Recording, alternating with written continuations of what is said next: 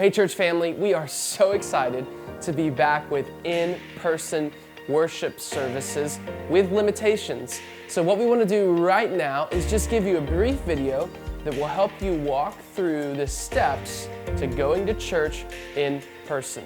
Step number one, it's going to happen long before you ever come to church on Sunday. You've got to RSVP. Remember, RSVP is required. Just go to westsidebaptist.org/open, click on the service that you want to attend. You can RSVP through Eventbrite. If you don't know how to use Eventbrite and you're struggling with that, just give us a call and we would love to help you with your RSVP. But that's step number one. Step number two is going to happen on Sunday morning before you even walk out the door. What we want to make sure is that you feel okay.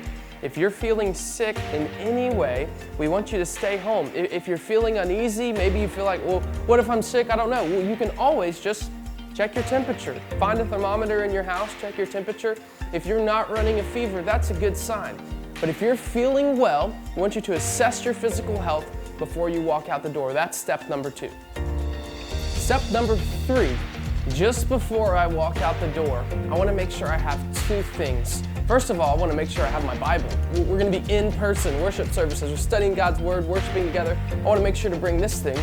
The second thing I want to make sure I have, and this is very important, is my face mask. Face mask will be required for everyone over 7 years old. And so if you're over 7 years old, which you probably are if you're watching this video, then you need to bring your face mask.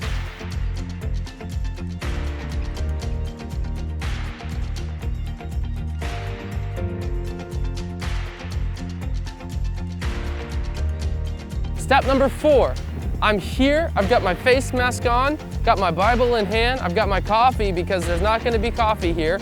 And the first thing I'm going to do when I get here is I'm going to make sure I'm here on time, which is 15 minutes early. So step number four is show up 15 minutes early. Step number five, when I arrive, I'm going to check in because I already RSVP'd. Remember step number one? I'm going to check in at the orange tent that currently is not here. But come Sunday, it will be here, so I'm gonna check in right there. Step number six, I'm gonna come in through the main entrance on the right-hand side, and I'm gonna have this friendly partition here reminding me that I'm on the right side. So if the partition is to your left as you walk in, you're doing a great job following step number six. Step number seven, you're gonna say hey to your friends, but from a nice social distance.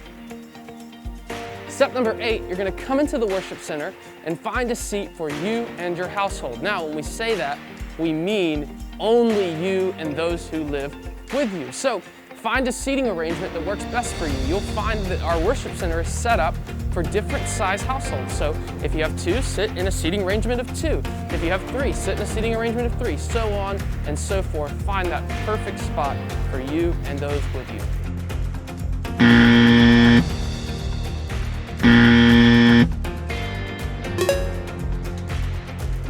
Step number nine, we want you to worship.